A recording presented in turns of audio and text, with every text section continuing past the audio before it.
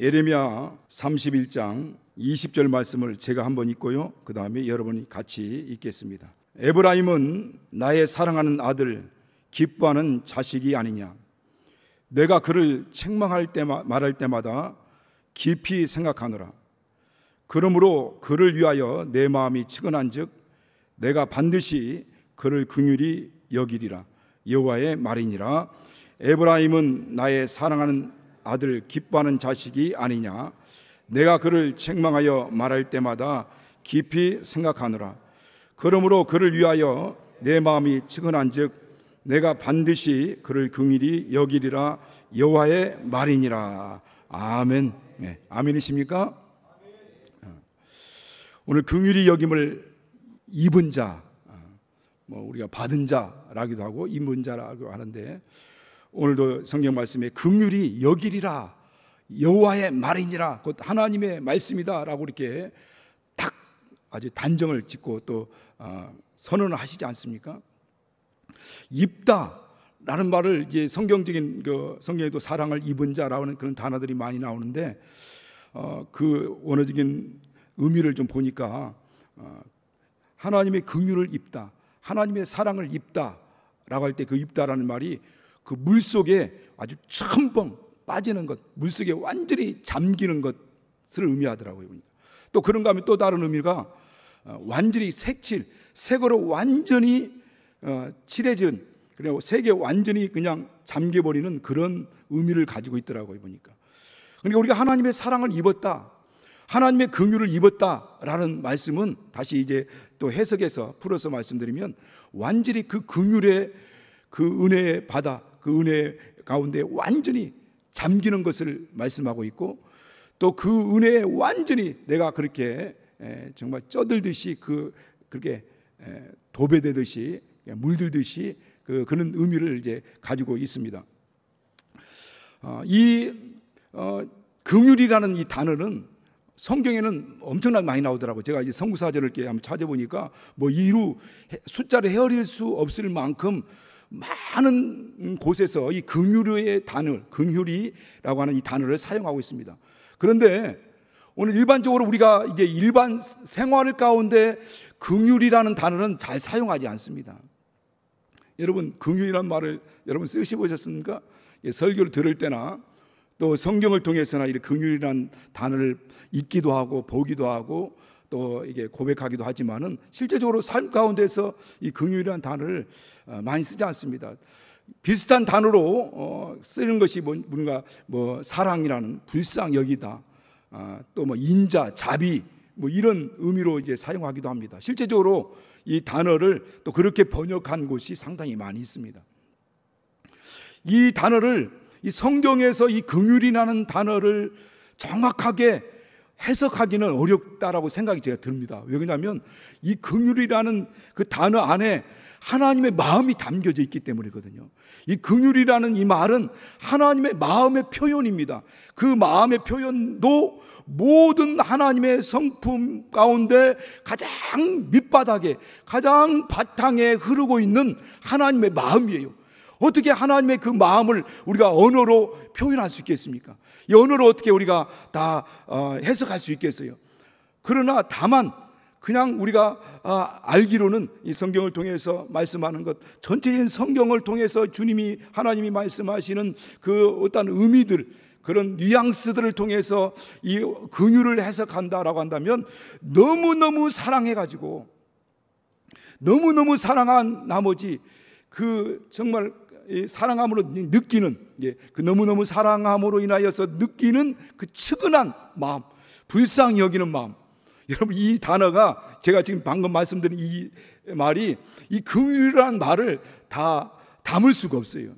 다만 느낌으로 그냥 너무 사랑함으로 느끼는, 하나님 너무 사랑함으로 느끼는 그 측은한 마음, 그 불쌍히 여기는 마음을 또 함축한 단어가 바로 이 긍휼이라는 단어입니다.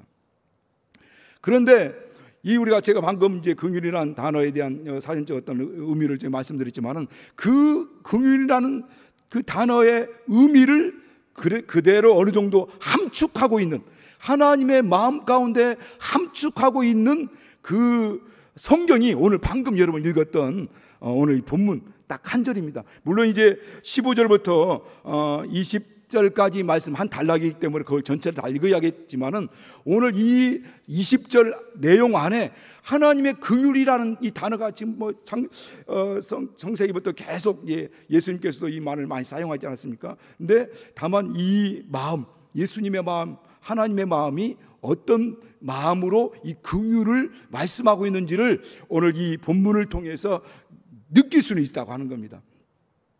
근데 오늘 이렇게 본문에 말씀하면 에브라임은 나의 사랑하는 아들이요 나의 기뻐하는 자식이다 이렇게 말씀하죠. 에브라임은 나의 사랑하는 아들이요 내 기뻐하는 자식이 아니냐. 근데 여러분 이 단어를 우리가 많이 들었지 않았습니까? 마태복음 3장 17절에서도 그렇고 또 마태복음 17장 5절에도 말씀하죠. 예수께서 침례를 받으시고 물에서 올라오실 때 하늘에서 음성이 있어 가로되 저는 내 사랑하는 아들이요 내 기뻐하는 자라 이렇게 말씀하고 있습니다. 마태복음 17장 5절에 똑같은 말씀이 있죠. 변화산상에서 영광 가운데서 하늘에서 음성이 있어서 가로되 저는 내 사랑하는 아들이요 내 기뻐하는 자라 이렇게 말씀하는데 오늘 이 본문에서 에브라임은 나의 사랑하는 아들이요 내 기뻐하는 자식이 아니냐 이렇게 말씀해요. 자식. 여러분 이 자식이라는 단어가 상당히 좀 친근감이 있지 않습니까? 자식이 아니냐 이렇게 말씀. 그러면서 내가 그를 책망할 때마다 내가 그를 책망에 말할 때마다 깊이 생각하더라. 우리가 어떤 잘못이 있으면은 그 잘못한 것에 책망이 있죠. 뭔가 바르게 살아야 되니까 어린아이들이 자식들이 잘못하면 책망할 수밖에 없고 책망할 때가 있습니다. 왜 저렇게 살아면 안 되니까 뭔가 그 반듯한 정말 습관을 가지고 살아야 되기 때문에 그리고 그 삶이 정말 어떤 그 삶이 반듯해야 되기 때문에 또 그리고 온전한 삶을 살아야 되기 때문에 잘못했을 때는 부모가 자녀를 책망합니다.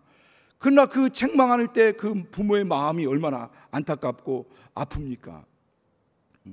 그렇기 때문에 이 책망할 때 하나님께서 우리를 책망할 때 하나님께서 우리를 징계할 때 그런데 하나님도 깊이 생각한다는 깊이 내가 지금 저를 책망해야 되는지 안 해야 되는지 저걸 책망하되 어디까지 책망해야 되는지 책망하되 어떤 마음 어떤 의도를 가지고 뭘 위해서 책망해야 되는지 하나님이 전지전능하신 하나님이 깊이 생각한다는 거예요. 여러분 그러니까 하나님이 우리를 징계할 때 책망할 때 그 책망 때문에 삶에 오는 시련과 고난 역경 모든 문제 때문에 낙심하지 마시기 바랍니다. 좌절하지 마시기 바랍니다. 하나님이 여러분을 책망할 때 저와 여러분을 책망할 때 하나님 우리 징계할 때 아니면 어떤 연단이 필요할 때 징계나 책망뿐만 아니라 그 믿음을 훈련시키고 단련시켜 가지고 저 성숙한 믿음으로 완전한 데 나가고 장성한 믿음의 사람으로 성장하기 위해서 반드시 거치는 이 단련, 연단의 과정이 있습니다.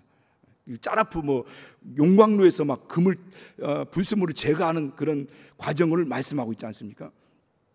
그런데 그렇게 할 때 하나님은 깊이 생각한다는 거예요. 전능하신 하나님이 무슨 깊이 생각할 게 뭐가 있겠습니까마는 그럼에도 불구하고 내가 저를 책망하여 말할 때마다 깊이 생각한다는 거예요. 그러므로 그를 위하여 내 마음이 측은하겠다. 하나님 마음이 측은하다. 이 측은하다라는 단어를 우리가 한국교회가 지금 대부분의 한국교회가 사용하는 그 성경이 개역 개정판 아닙니까? 우리는 아직 지금도 한글판을 쓰고 있지만은 개역 개정판 이제 온 교회들이 다 거기 쓰고 있습니다. 우리가 만약 개역이 어느 정도 완성된다면 우리도 생각해 볼 수 있는 여지가 있는 거죠. 그러니까 온 교회가 지금 현재 한국 교회가 사용하고 있는 그 개역 개정판에는 이 번역을 내 마음이 측은한즉이라는 번역을 어떻게 번역하냐면 내 창자가 들끓듯하니 이렇게 번역을 하셨더라고요. 내 창자가 들끓듯하니. 그러니까 그 창자가 막 요동치고 솟구쳐 오르는 막 그런 감정이었다는 것을 말씀하는 겁니다. 하나님이 우리를 책망하고 우리를 징계하고 할 때 많이 생각하고 책망하고 징계하고 단련할 때 그 얼마나 그 마음이 측은한지, 얼마나 그렇게 사랑하는지, 그 마음이 창자가 들끓듯 막 용솟음 치면서 들끓는, 이렇게 막 일어나는 그렇게 솟구치는 그런 마음, 감정으로 막 안타깝고 너무나 애타고, 또 정말 애간장이 녹는다고 하지 않습니까? 애가 뭐 애탄다, 이런 단어가 있듯이 그런 마음으로 한다는 겁니다. 이제 얼마나 하나님이 우리에 향한 그 마음이, 그러면서 앞에 시작을 너는 사랑하는 아들이 아니냐, 내 기뻐하는 자식이 아니냐라고 하면서 말씀하는 거죠. 그러면서 결론적으로 내가 그러기 때문에 반드시 긍휼히 여기리라, 이렇게 말씀하는 겁니다. 여러분, 이 말씀을 한 이 당시 상황을 잠깐 우리가 살펴보면은, 이 당시 이 에브라임이라고 지칭했지만은 에브라임은 이스라엘을 상징합니다. 이스라엘, 북이스라엘을 상징하죠. 이 당시 북이스라엘은 하나님이 가장 싫어하는 우상 숭배와 하나님 말씀에 대한 불순종으로 인해서 하나님이 참고 하면서 선지자들 보내서 돌이키라고 계속 말씀을 하셨던 그때였어요. 그리고 돌이킬 것을 말씀하고 회개할 것을 말씀하고 하나님께로 돌아올 것을 말씀합니다. 그러면서 말씀했지만은 결국 그들이 이 하나님의 정말 징계를 통해서 이방 나라 아수르에 의해서 끌려가는 그런 시절을 말하고 있는 거예요. 그 시점을 얘기하고 있는 겁니다. 지금 그들이 하나님 말씀에 불순종해서 정말 하나님의 징계를 받고 이방 나라로 이제 끌려가는 이 상황 가운데서 하나님이 말씀하는, 이게 얼마나 하나님의 고민 가운데 진행되는 일인지, 이것이 얼마나 하나님이 애절하고 정말 이 창자가 들끓는 마음으로 지금 이런 징계, 이런 상황이 벌어졌는지에 대해서 우리 주님이 말씀하는 거죠. 그런 마음으로 지금 우리도 이렇게 그들에게 말한 겁니다. 하나님이 어쩔 수 없이 이스라엘을 이렇게 에브라임을 징계하지만은, 그러나 그렇게 해야만 되는 그 하나님의 마음이 어떠한 것인지를 말씀하고 있고, 하나님께서는 그러나 징계가 목적이 아닙니다. 그들이 고통당하는 것이 목적이 아니죠. 왜 사랑하는 아이들을 때립니까? 저는 우리 딸을 처음 한 번 때린 적이 있는데, 어떤 남을 잘못 이야기를 들어가지고 아이들 3살 이전에 길을 잡아놓지 않으면 애들이 말을 안 듣는다. 근데 얼마나 애들이 연약한데, 근데 막 말 안 들으니까 우는데 내가 막 때렸어요. 그리고 나서 얼마나 마음이 아픈지, 그래가지고 가끔 저는 지금도 마음이 아파요. 그때 때렸던 것이. 그리고 애한테 미안하다, 내가 그때 때려. 근데 그때 뭐 애가 무슨 뭘 알겠느냐고. 나 그때 뭐 애기니까. 근데 지금도 그 마음이 너무나 생각할 때마다 마음이 아파요. 그런데 어떻게 우리 마음이 하나님의 마음을 닮아갈 수 있겠습니까? 그 마음을 이해할 수 있겠냐? 너희 악한 아비일지라도 구하는 자에게 좋은 것으로 주실 줄 알거든. 하물며 아버지께서 이렇게 말씀하지 않습니까? 그러니까 그분이 그렇게 행할 수밖에 없는 그 상황에서 그 징계하고 때리고 하는, 그래서 안 되게 하고 이거 맛 좀 봐라 하는 식이 아니라 그렇게 해야 되는 이유가 있고 목적이 있어요. 징계가 목적이 아닙니다. 그를 통해서 그들이 반듯한 믿음의 사람으로 회복되고, 그 연단을 통해서 그 안에 있는 모든 불순물들을 제거하고, 정말 그 안에 있는 우상을 제거하고, 하나님만을 사랑하고 하나님께로 향하고, 하나님만을 정말 그 마음의 주님으로, 임금으로, 왕으로 모시고, 그 하나님과 친밀한 교제와 사귐을 갖도록, 그리고 하나님 안에 있는 모든 부유와 생명과 능력과 권세와 은혜를 이 땅에서도 누릴 수 있도록 하기 위해서 그렇게 징계한다는 거예요. 그러므로 그분은 징계할 때 회복을 말씀하시고 또 용서를 말씀하십니다. 반드시 그래요. 내가 용서할 것이다. 내가 회복할 것이다. 지금 막 그들이 막 끌려가고 있는 상황에도 내가 이것이 목적이 아니다.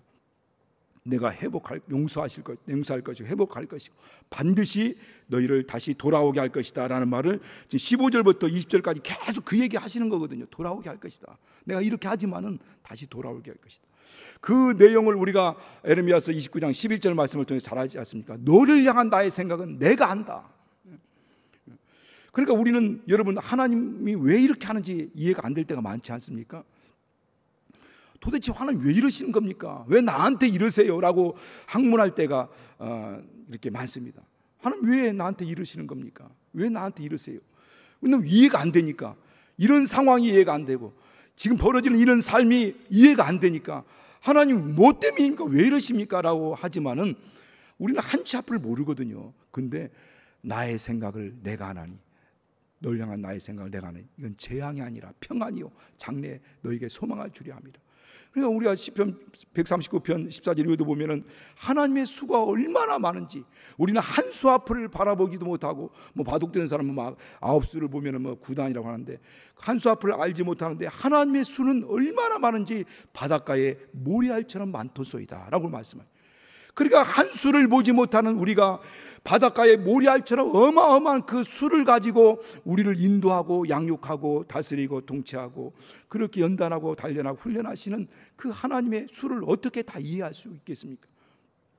다만 내가 하나님 왜 이러시는지 모르지만은 그러나 믿음으로 순종하여 나가겠습니다 할 때, 그러면서 우리가 그때 해야 될 일이 뭐냐면 우리 자신을 돌아보고 우리 자신 회개를 통해서 돌아보면서 자신을 단련하고 연단하여서 정금같이 정결한 믿음의 사람으로 나오는 그런 삶을 살아야 되는 겁니다. 그런 마음을, 이런 마음, 이 하나님의 마음을 호세아서에서는 이렇게 표현하고 이렇게 말씀하고 있습니다. 호세아서 11장 8절 말씀을 제가 한번 읽어드릴게요.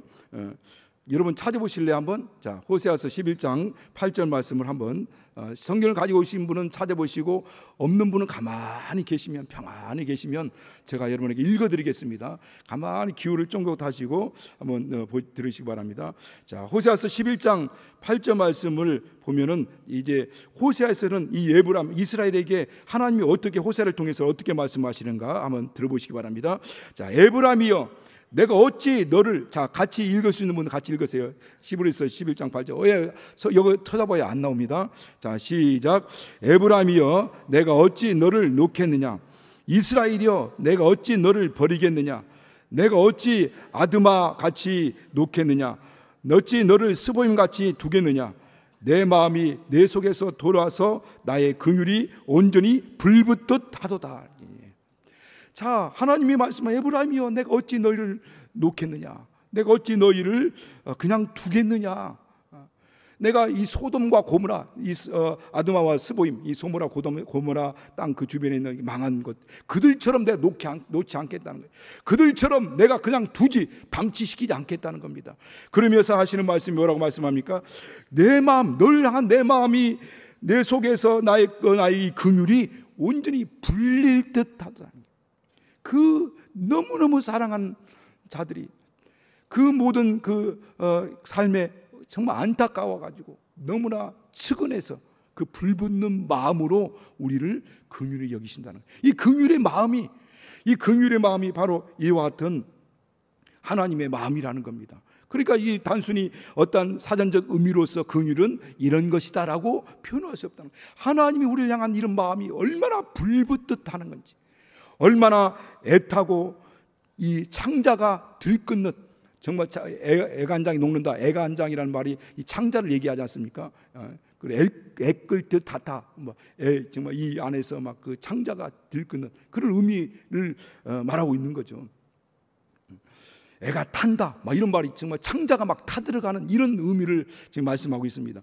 그러니까 이렇게 에브라임에게 향하여 내가 긍휼이, 이 긍휼의 마음이 불릴 듯 하고 있다는 것을 말씀하죠.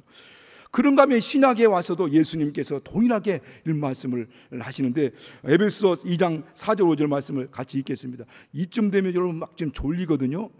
조는 분이 계시는데, 자, 이 에베소서 2장 4절 5절 한번 성경을 찾아보시기 바랍니다.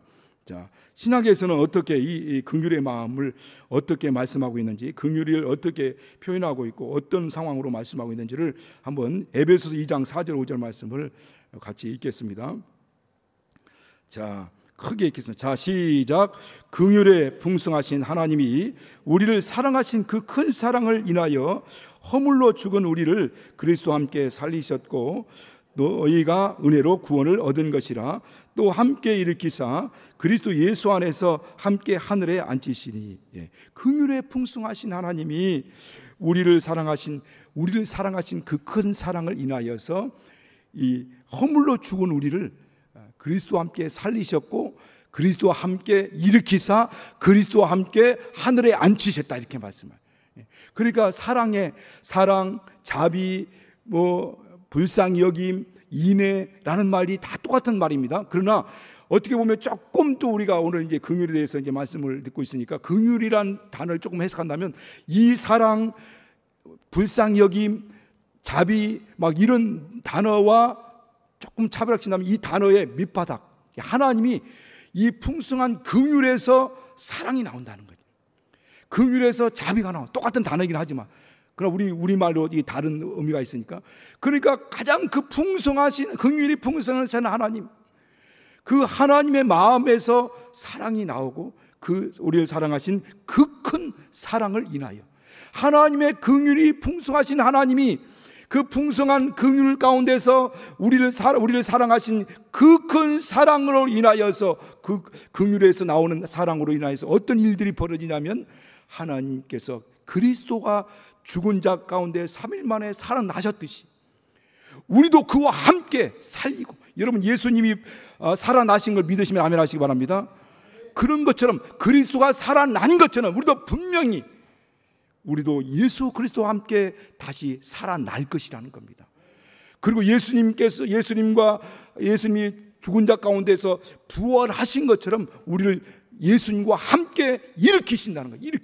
우리를 일으키사, 그러니까 우리가 부활이라고 하는, 예수님과 우리의 부활은 연결되어 있어요. 예수님이 부활이 없으면 우리도 부활이 없는 거고, 예수님이 부활이 있으면 우리도 부활이 있는 겁니다. 예수님이 부활하신 것을 믿으시면 아멘 하시기 바랍니다. 예수님이 부활이 있다는 걸 우리가 믿음의 고백이 있다면 우리도 반드시 다시 그리스도와 함께 일으키신다는 거예요. 다시 살리시고 일으키신다는 것을 믿으셔야 됩니다. 그런가 하면 그리스도와 함께 그리스도께서 우편 보좌에 앉으신 것처럼 우리도 그리스도와 함께 하늘에 앉히신다는 거예요. 그러니까 그리스도와 우리 관계는요, 정말 포도나무와 가지 관계, 밀착된 관계입니다. 끊을래야 끊을 수가 없는 거예요. 하나 된 관계입니다. 그리스도와 아버지가 하나이신 것처럼 그렇게 말씀하죠. 내가 너와 하나이다, 이렇게 말씀. 그러니까 아버지와 그리스도, 예수님과 관계가 하나인 것처럼 우리도 예수 그리스도 안에서 하나 되고, 그분이 죽은 자가 살아난 것처럼 우리도 죽은 자가 살아날 것이고, 그분이 부활하신 것처럼 우리도 일으키실 것이고, 그분이 우편 보좌에 상속한 것처럼 우리도 하늘에 앉히신다는 것을 우리가 방금 읽었던 말씀을 통해서, 그것이 어디서 나오냐? 그 긍휼함에서 나오신다. 긍휼함에서. 여러분, 우리 인간은 얼마나 악합니까? 여러분, 인간 악하지 않습니까? 그래 안 그래요? 저와 여러분, 저만 바라볼 때도 그렇습니다. 멀쩡하게 보이지만 내 안에서는 끊임없이 모든 막 악함이 나오기도, 막 운전할 때 막 화가 팍 나가지고 어떻게 한번 나도 받아봐, 이런 생각도 막 들어올 때, 여러분 안 그러죠? 그러고 나서 이 목사가 이런 생각이 든다니까요. 여러분 마음에서는 이 악의 씨가 있습니다. 죄성이 있습니다. 죄성이 있어요. 누구나 마찬가지겠죠. 다만 조금 저는 더하고 여러분은 덜하죠. 그런데 정말 여러분, 지난번에 우리 뉴스에도 좀 계속 나오는 것 가운데 어떤 분이 그 아이가 태어났는데 바로 태어나자마자 목을 잘라 죽였어요. 어머니가. 그런데 그것이 한 번이 아니었어요. 2번이었어요. 2018년 11월 달 딸을 낳는데 딸을, 그리고 그 다음 해 2019년 12월 달도 아들을 낳는데 또 죽였어요. 목 잘라 죽여가지고 자기 집 냉장고 안에다 시신을 그렇게 거기다 넣어놨어요. 그런데 출생 기록은 있는데 출생 신고가 없어요. 그래서 그걸 이상 여겨가지고 그걸 조사하다가, 복지부에서 조사하다가 그 탐문 조사하게 된 거, 뭔가 의심이 있어가지고 조사했는데 들어가서 이게 막 그 탐문 조사를 하게 되는데, 그 발견될 것 같으니까 자기가 고백을 한 거죠. 냉장고 안에 친모가. 그러니까 얼마나 악합니까? 우리 인간의 이런 시대까지 왔죠. 우리 성경에도 그런 시대가 있었긴 한데, 오늘날 이 시대가 바로 네 자식 잡아먹고 내 자식 잡아먹고 하던 이런 시대로 우리 마음이 얼마나 인간이 악한지 모릅니다. 하나님도 그걸 보셨어요. 제가 밀양이라는 영화를 봤어요. 이전에 옛날 얘기죠. 밀량이 그 밀량이라는 영화를 보게 된 것이 그 밀량에 나오는 주인공이 바로 그 뭐 세계 3대 영화제인 칸 영화제에 여우 주연상을 받았다는 얘기를 듣고 도대체 무슨 영화야 하고 그 영화를 봤어요. 그 영화에서 그 주인공이 이제 아들이 유괴당하였고 죽게 됩니다. 그러면서 그 유괴 은혜 받고 하나님의 이렇게 예수 믿고 나서 은혜 받고 이제 교회 다니게 되며 그 유괴범을 용서해야 된다는 그런 마음이 들어서 이제 가서 거기 가서 내가 당신을 용서하러 왔다 하니까 그 사람이 이제 나는 하나님으로부터 회개하고 용서 왔다 하니까 막 이제 미쳐 날뛰게 되는 거죠. 그러면서 이제 거기 마지막 뭐라고 하는 얘기가 나오냐면 하나님 어떻게 하나님 악이 이렇게 평범합니까? 이런 막 소리를 지르는 장면이 나옵니다. 하나님 어떻게 악이 이렇게 자기는 자기를 아들을 유괴해서 죽인 이 사람이 악마인 줄 알았어요. 악마. 막 흉측한 악마인 줄 알았어요. 그런데 악마가 아니야. 평범한 옆집 아저씨였어요. 여러분 방금 제가 얘기했던 그 아줌마 자기 아들도 죽이고 딸도 목졸라 죽였던 자기 자식을 죽였던 그 아줌마가 바로 옆 동네 우리 아파트의 옆집에 있는 아줌마랑 똑같은 사람들입니다. 여러분 악이 특별한 게 아닙니다. 악이 특별한 게 우리 안에 그런 죄성이 있습니다. 악이 있습니다. 그게 저 예화에도 보니까 그 얘기가 나오더만요.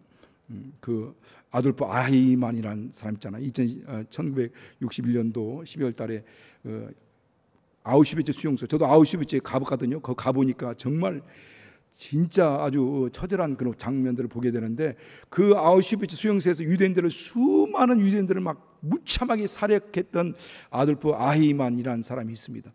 그 사람이 아르헨티나에서 잡혀가지고 비밀 경찰에 잡혀가지고 그날 이제 이스라엘 특별법정에서 재판을 받습니다. 그런데 그 당시 아우슈비츠 수용소에서 그 장면을 목격했던 목격자가 나와서 증언을 하게 되는데 그 재판장이 그 사람한테 가가지고 가까이 가서 보십시오. 저 사람이 그 당시 아우슈비츠 수용소에서 수많은 유대인들을 참혹하게 죽인 그 인물 맞습니까? 하고 가보라고 하는데 그 사람이 가서 딱 얼굴 보다가 쓰러져 버렸어요. 절도해 버렸어요. 그러고 나서 다시 이제 깨어나니까 나중에 깨어났는데 사람들이 묻습니다. 거기에서 악마의 모습을 봤습니까? 당신이 그 당시 그 악몽이 다시 되살아나서 그런 졸도했습니까? 라고 묻습니다. 그럴 때 그 사람이 하는 얘기가 아닙니다. 그 사람 얼굴이 너무 평범해서 졸도했다는 거예요. 자기는 그게 악마인 줄 알았다는 거예요. 그런데 악마가 아니었다는 거죠. 그 악은 특별한 것이 아니라는 거. 우리 안에 있습니다. 누구에게도 그런 악이 있어요. 그런 존재가 우리는 그런 존재입니다. 그런데 하나님은 그런 죄로 인하여서 지금 현재 벌어지고 있는 이런 상황, 그렇게 죄를 범하는 그들을 긍휼히 여긴다는 거예요. 불쌍히 여긴다는 겁니다. 우리도 마찬가지죠. 그리고 우리에게 긍휼을 베풀어 주신 겁니다. 그리고 긍휼을 베푸는 자는 복이 있나니 저희가 긍휼함을 또 얻을 것이오라고 예수님도 마태복음 5장 7절 산상복음 가운데 말씀하지 않습니까? 우리의 이 긍휼을 베풀라는 겁니다. 그런데 여러분 우리에게 무슨 긍휼이 나옵니까? 여러분 방금 계속 하나님의 긍휼에 대해서 말씀을 드렸는데 그 긍휼이 우리에게서 나올 수 있는 것이 아니죠. 그러나 다만 하나님의 이 긍휼하심을 받고 경험하고 체험한 사람은 하나님의 이 긍휼을 받아본 사람, 이렇게 악한 아이만 갖고 정말 옆집 누구 죽인 자기 아들 딸을 죽인 사람 같은 우리도 그 악이 우리 안에 존재하고 있는데 그런 존재 같은 우리에게도 하나님의 긍휼이 임하고 저는 내 사랑하는 아들이 아니냐, 저는 내 기뻐하는 자식이 아니냐, 내가 저를 책망하고 징계할 수밖에 없는 상황에서 징계를 하더라도 하나님은 깊이 생각하고 왜 징계하는지, 그 징계를 통해서 이미 하기 전에 이미 용서를 기억하고 용서를 생각하고 하나님의 아들을 이 땅에 보내셔서 저 흉악한 죄인들을 담당할 죄는 하나님의 아들밖에 없기 때문에, 죄 없는 분밖에 없기 때문에 하나님의 아들 예수 그리스도를 보내주셔서 예수 그리스도께 모든 죄를 그에게 담당시키시고 우리의 죄를 담당하고 십자가에서 죽으시고 그 십자가에 죽으심, 그 십자가에 죽는 죽음의 고통 가운데도 그 얼마나 십자가의 고통이 심하겠습니까? 그 고통 가운데서도 아버지여 저들을 용서하여 주시옵소서. 저들은 저들이 하는 죄를 알지 못합니다라고 울부짖지 않습니까? 엘리 엘리 아마 사막다니 나의 하나님 나의 하나님 어찌하여 나를 버리시나이까. 그런 것은 그분이 십자가를 지심을 통해서 우리를 구원하시는 하나님의 계획을 이미 용서의 계획을 세운 거예요. 그리고 회복을 계획을 세우시고 그들을 하나님의 자녀 되게 하시고 그리고 부활의 소망 가운데 저 하늘 아버지 집의 영광의 보좌 앞에 나갈 수 있는 이 은혜를 우리에게 베풀어 주시는 겁니다. 이 은혜를 경험한 사람은 예수 그리스도의 마음을 갖게 됩니다. 그리고 성령이 우리 안에 오셔서 그 성령의 열매를 맺게 하는 거죠. 그 자비 곧 긍휼이죠. 그 풍성한 긍휼을 따라서 우리에게 베풉니다. 그래서 하나님의 자비하심 같이 너희도 하나님을 너희도 자비하라고 요한복음 6장 36절에도 또 에베소 4장 32절에 그렇게 말씀합니다. 서로 인자히 여기며 불쌍히 여기며 그리고 서로 용서하기를 하나님이 그리스도 안에서 너희를 용서하신 같이 하라. 그래서 긍휼 안에는 용서가 포함되어 있습니다. 서로 인자하고 서로 불쌍히 여기고 서로 용서하기를 왜? 그리스도 안에서 하나님이 우리를 그렇게 긍휼함으로 용서한 것처럼 너희도 그렇게 하라는 거예요. 우리는 그럴 능력이 없습니다. 그래서 우리는 하나님께 기도합니다. 하나님 날마다 예수의 마음을 부어주세요. 저는 날마다 기도해요. 아버지의 심령을 내게 부어주세요. 아버지의 사랑, 아버지의 긍휼, 아버지의 마음을 부어주세요. 그러면서 하나님 항상 저는 잊고 가끔 그럴 때 있지만 항상 기도에 빠짐없이 기도하는 것은 하나님의 이 자비와 긍휼과 은혜를 통해서 하나님의 자녀된 납니다. 오늘도 하나님의 긍휼과 자비하심을 은혜를 사모합니다. 왜? 이 긍휼이 얼마나 큰지를 알기 때문에 날마다 기도해. 그래서 하나님 내게 은혜와 자비와 긍휼을 부어주시고 나를 통해서 하나님의 긍휼과 자비가 은혜가 나기를 기도합니다. 그렇다고 해서 지금 막 그렇게 폭발한 거 아니지만 우리는 이와 같이 우리가 긍휼을 베풀지 못하는 것, 용서하지 못하는 것, 악을 행하는 것, 다른 사람한테 용서하지 못하고 비난하고 그들을 또 막 그렇게 마태복음 18장에 1만 달란트 빚진 용서받고 나서 이 100달러는 빚진 자 가서 목을 잡고 막 내 빚 갚으라 하고 하는 그런 사람처럼 내가 이 하나님이 어떻게 긍휼을 받았는지, 어떻게 하나님의 사랑을 받았는지, 어떻게 하나님의 이 놀라운 은혜를 받았는지를 모르면 100달러는 빚진 자 목 잡고 막 흔들면서 목에 가두는 이런 일들이 벌어지는 겁니다. 내가 어떻게 은혜 받았는지, 어떻게 사랑받았는지, 어떻게 긍휼하심을 받았는지를 아는 사람만이, 경험한 사람만이, 깊이 체험한 사람만이 그 긍휼을 나타낼 수 있어요. 긍휼을 드러낼 수 있습니다. 저와 여러분은 하나님의 자녀가 될 자격도 없는 사람이에요. 그런 권리도 없었습니다. 그런데 하나님이 오늘 에브라임 지금 그 죄로 인해서 그 절세에 이렇게 잡혀가지고 쇠사슬에 잡혀서 지금 끌려가고 있는 상황에도 주님 말씀하는 거예요. 저는 내 사랑하는 아들이 아니냐, 저는 내 기뻐하는 자식이 아니냐. 그러면서 그 창자가 들끓 듯하는 애통하는 마음으로, 측은한 마음으로 우리를 긍휼히 여기신다라고 말씀합니다. 오늘 우리는 긍휼을 입은 사람들입니다. 오늘 긍휼을 입은 사람이요 흠뻑 그것에 젖었고 그 안에 풍덩 빠져 있는 사람들입니다. 우리의 삶에서도 이 하나님의 긍휼이, 이 자비가 정말 그들을 불쌍히 여기고 용서하는 이런 마음들, 그리고 그들을 긍휼히 여기는 마음들이 우리 안에서도 드러날 수 있도록 성령을 의지하시고 날마다 승리하는 저와 여러분들 되시겠음으로 축복합니다. 이 시간 같이 기도하겠습니다. 성령으로 우리 마음을 감동하여 주셔서 정말 우리에게도 이 긍휼의 마음을 부어주셔서 예수의 마음을 부어주셔서 하나님의 사랑을 부어주셔서 이 사랑을 나타내고 이 긍휼을 드러내고 나타낼 수 있는 삶, 용서하고 그들을 불쌍히 여기고 그들을 격려하고 섬기고 위로하고 축복하고 정말 이렇게 섬길 수 있는, 그렇게 돌볼 수 있는 그런 마음을 부어달라고, 그런 삶을 살게 해달라고 우리 합심해서 은혜 받았으니 긍휼함을 얻었으니 이를 위해서 같이 기도하겠습니다. 거룩하신 아버지 하나님,